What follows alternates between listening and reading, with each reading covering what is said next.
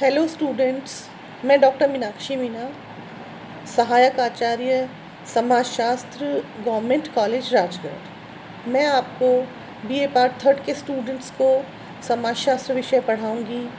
जैसा कि आप सभी को विदित है कि कोविड-19 की जो वैश्विक महामारी पूरी दुनिया में फैल रही है उसका प्रभाव आपकी स्टडीज़ पर भी पड़ा है।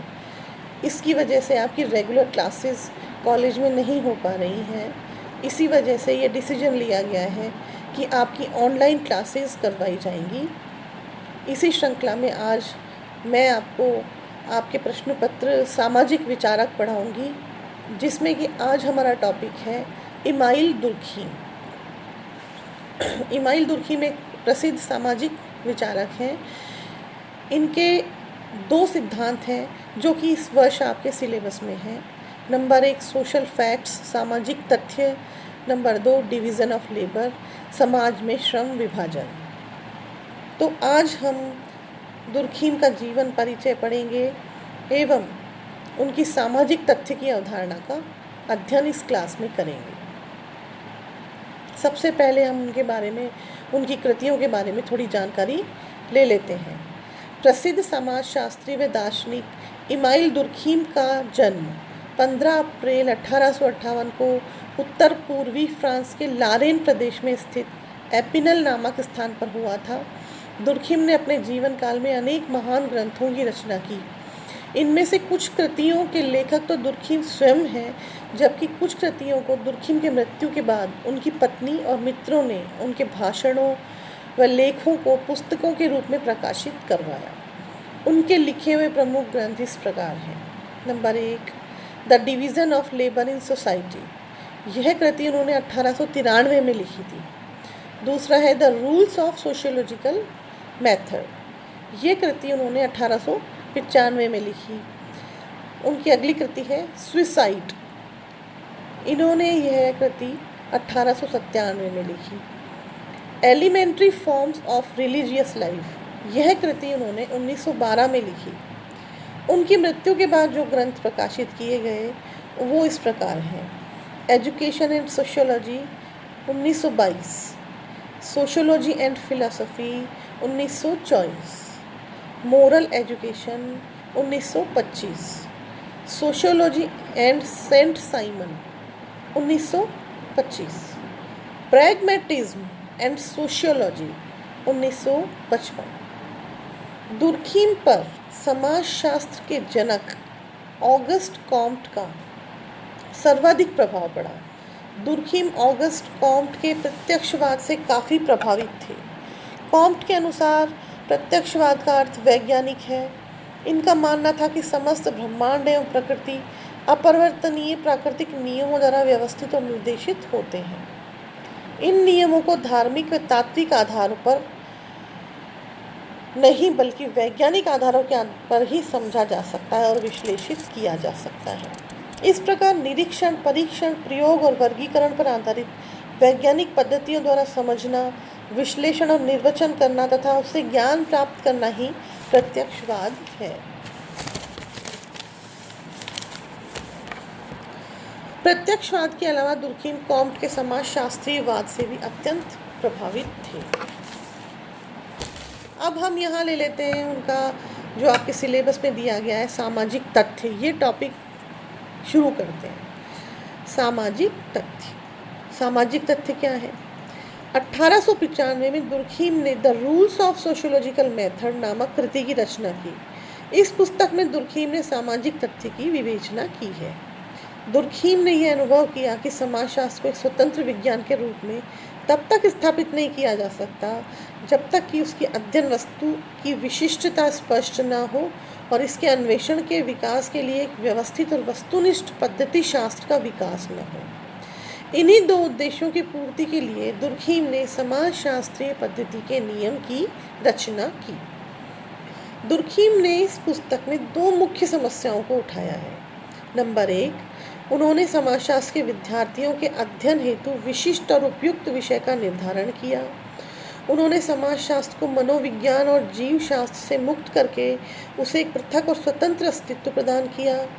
उन्होंने प्राकृतिक विज्ञानों की प्रत्यक्षवादी तथा तथ्यात्मक अध्ययन पद्धति की रूपरेखा तथा इस पद्धति के सफल प्रयोग के लिए पालन करने योग्य नियमों का निर्माण किया। दुर्खीम ने अपनी इस पुस्तक में सामाजिक तथ्य की विशद विवेचना की है, जिसे उन्होंने 6 प्रमुख अध्यायों में प्रस्तुत किया है।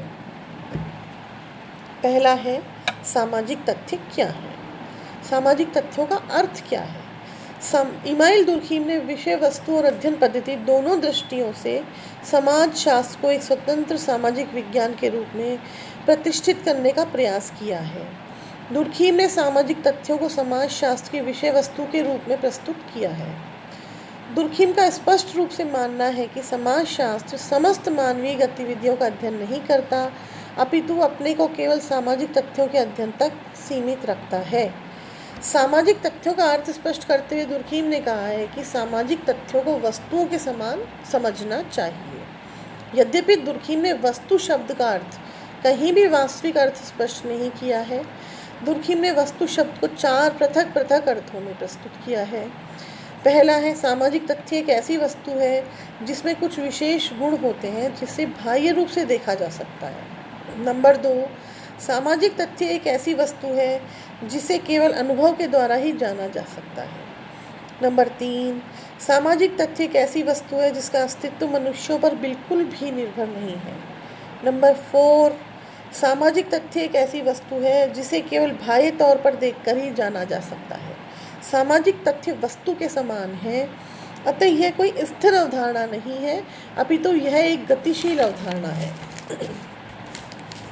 वस्तुतः प्रत्येक प्रकार के समाज में कुछ ऐसे तथ्य होते हैं जो भौतिक, प्राणीशास्त्रीय एवं मनोवैज्ञानिक तथ्यों से भिन्न होते हैं। दुर्खीम इस प्रकार के तथ्यों को ही सामाजिक तथ्य मानते हैं। सामाजिक तथ्य की परिभाषा। दुर्खीम ने सामाजिक तथ्य को परिभाषित भी किया है। वे इसे परिभाषित करते हुए लिखते हैं, सामाजिक तथ्य कार्य करने, सोचने, अनुभव करने के वे तरीके हैं जिसमें व्यक्तिगत चेतना से बाहर भी अस्तित्व को बनाए रखने की उल्लेखनीय विशेषता होती है। एक अन्य स्थान पर दुर्खीम सामाजिक तथ्य को परिभाषित करते हुए लिखते हैं, सामाजिक तथ्यों में कार्य करने, सोचने, अनुभव करने और के वे तरीके सम्मिलित हैं जो व्यक्ति के लिए भारी होते हैं तथा जो अपनी दबाव शक्ति के माध्यम से व्यक्ति को नियंत्रित करते हैं। सामाजिक तथ्यों की विशेषताएं। दुर्खीम ने सामाजिक तथ्यों की 2 विशेषताएं बताई हैं। पहली है बाह्यता। यह सामाजिक तथ्यों की सबसे प्रथम और महत्वपूर्ण विशेषता है। सामाजिक तथ्य व्यक्ति से बाह्य होते हैं। सामाजिक तथ्यों का निर्माण समाज के सदस्यों द्वारा ही होता है, किंतु सामाजिक तथ्य एक बार विकसित हो जाने के बाद फिर किसी एक व्यक्ति विशेष के नहीं रहते। उनका एक स्वतंत्र अस्तित्व और वास्तविक अस्तित्व होता है। व्यक्ति विशेष का इन सामाजिक तथ्यों पर कोई प्रभाव नहीं पड़ता। दूसरी विशेषताएं उन्होंने सामाजिक तथ्य की बताई है बाध्यता। सामाजिक तथ्यों की दूसरी प्रमुख और महत्वपूर्ण विशेषता बाध्यता है, अर्थात व्यक्ति पर सामाजिक तथ्यों का दबाव पड़ता है, बाध्यता मूलक प्रभाव पड़ता है। सामाजिक तथ्यों का निर्माण एक व्यक्ति या 2-4 व्यक्तियों द्वारा नहीं होता, बल्कि अनेक व्यक्तियों द्वारा होता है। अतः ये तथ्य अत्यंत शक्तिशाली होते हैं और व्यक्ति पर इनका बाध्यता मूलक प्रभाव भी पड़ता है। दुर्खीम स्पष्ट करते हैं कि सामाजिक तथ्य केवल व्यक्ति के व्यवहार को ही नहीं, बल्कि उसके सोचने, विचारने आदि के तरीके को भी प्रभावित करते हैं। सामाजिक तथ्य व्यक्ति की अभिरुचि के अनुसार नहीं, बल्कि व्यक्ति का व्यवहार उनके अनुरूप होता है। सामाजिक दबाव सामाजिक तथ्यों की अंतर्निहित विशेषताएं होती हैं, और जब व्यक्ति इनका विरोध करने का प्रयास करता है तो ये अपना और भी अधिक दबाव डालते हैं।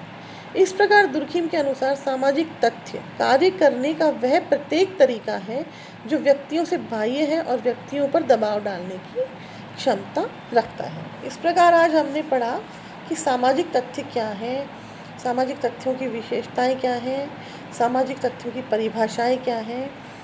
अगली क्लास में हम सामाजिक तथ्यों के अवलोकन के नियम पढ़ेंगे। आज के लिए बस इतना ही। नमस्कार।